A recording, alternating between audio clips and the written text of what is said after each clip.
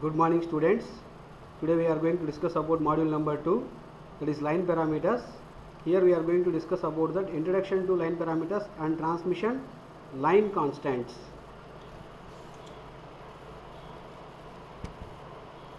So now we are going to discuss about line parameters.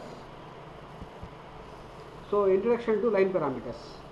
Nowadays electrical energy is generated from various sources and it is transmitting from one location to another location based upon the required load demand.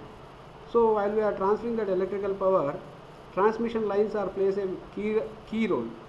So the electrical power is generated in the generating station, which is transmitted with the help of the transmission lines, which are normally called as overhead lines, because which are constructed at certain height from the ground level. So the overhead lines are associated with the parameters like inductance, capacitance, resistance and conductance, because we have that lumped elements and distributed elements. Lumped elements are those elements which are physically separable, and we can calculate its line in its inductance, capacitance, resistance and conductance for the given element. But these elements like inductance, capacitance, resistance and conductance are distributed per unit centimeter of the transmission line, which is connected from one location to another location through transmission towers. So we can calculate that line inductance, line capacitance, line resistance and line conductance for the given conductor. Then only it is possible to design the system. So to design one transmission system or distribution system, it is need to measure that line conductance, capacitance, resistance and inductance per unit centimeter of the conductor while we are transferring the electrical power through overhead transmission lines, simply called as conductors. These are the parameters which are uniformly distributed along the length of the transmission line. That means per unit centimeter of the conductor, these parameters are distributed, and the conductance between the conductor and the ground accounts for the leakage current at the insulators of the overhead lines and also through the insulation of cables. Even though the insulators like pin type insulator, string type, suspension type, stay type, whatever the type of insulator which is connected and which is used to isolate that live current carrying conductor and the transmission tower, but some amount of leakage currents has been takes place at the place where we are placed that insulators and where we are connected that insulation cables. So this small leakage current, that is very small and it is negligible.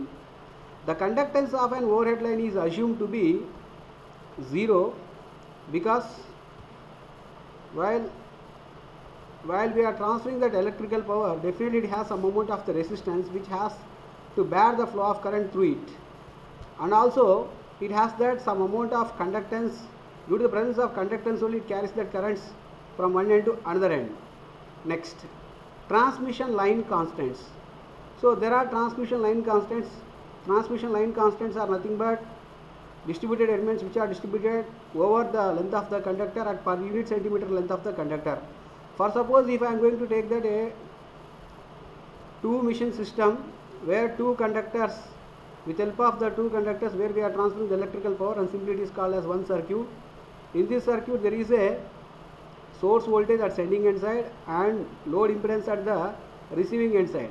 While we are transferring that electrical power from sending end side to the receiving end side, the power is or the current is transferring via conductor. If current is transferring via conductor, per unit centimeter of the conductor it offers that resistance, inductance and capacitance. A capacitance is also existed between the two conductors where air acts as a dielectric medium. So these resistance, inductance and capacitance, which is not physically separable but which are distributed over that length of the conductor or over the length of the transmission lines, then those constants are called as transmission line constants. In this circuit, the transmission line constants are R1, L1, R2, L2, R3 and L3. The transmission lines are the circuits with the distributed constants such as like resistance, inductance and capacitance, which are distributed throughout the length of the transmission line. Because throughout the length of the transmission line we can see the distributed elements like resistor, inductor and inductance and capacitance. It is distributed over the length of the transmission line, but it is not possible physically, we can't separate it, but it is distributed over the length of the transmission line. But lumped elements are those elements which are physically separable and we can measure its resistance, inductance and capacitance. But distributed elements which are distributed over along the length of the transmission line are simply called as transmission conductor. It is not possible to make separate like resistor, inductor and capacitor, but it is distributed. These elements we can find out with the suitable formula. Because while we are going to design the transmission system or distribution system, we have to know that line resistance, inductance and capacitance and conductance at per unit centimeter of the conductor in order to know that how much amount of current which is transferring through the conductor and how much amount of voltage drop has been takes place due to the per unit centimeter of the resistance, inductance and capacitor. So that's why for better understand about that given transmission system or distribution system, it is necessary to find out that the distribution parameters like resistance, inductance and capacitance over that per unit centimeter of the given conductor. These constants are not concentrated at any point. Their values are normally expressed as per kilometer length of the line. So for example, for a two mission transmission system, what you are seeing in this figure, I am going to express that the overall resistance for the two mission transmission system, that is sigma r, and the overall inductance at per unit centimeter of the conductor for a given length of the transmission line, which is mathematically expressed as sigma L. Therefore sigma r is nothing but the overall or algebraic sum of the resistance which was offered at per unit centimeter of the conductor for a given length of the transmission line. Similarly, sigma L is nothing but the algebraic sum of the inductance which was offered at per unit centimeter of the conductor, which is distributed at the given length of the conductor, and Z suffix L. Z suffix L is nothing but load impedance which takes place at the receiving end station. Next, capacitance of the transmission line. Due to that potential difference into account, because a capacitance is existed when two conducting plates are separated with a dielectric medium. Generally, the dielectric medium may be either paper or any wooden piece or any resin or any air. So due to that, if you see that two mission transmission system, there are two conductors. One conductor can act as, for example, like any one of the phase like R by B, and another conductor can act as a neutral. So between this phase and neutral, that means the two conductors which are separated with a air act as dielectric medium, there exists that capacitance. Therefore, the capacitance between the conductors is considered, and the capacitance charge the conductors, because conductors carries the currents. So the capacitance existed between the two conductors, there exists that capacitance charge the conductors with the potential difference is applied between them, and the capacitance of the conductor is charge per unit of potential difference. Therefore C is equal, mathematically we can express the formula as Q by V.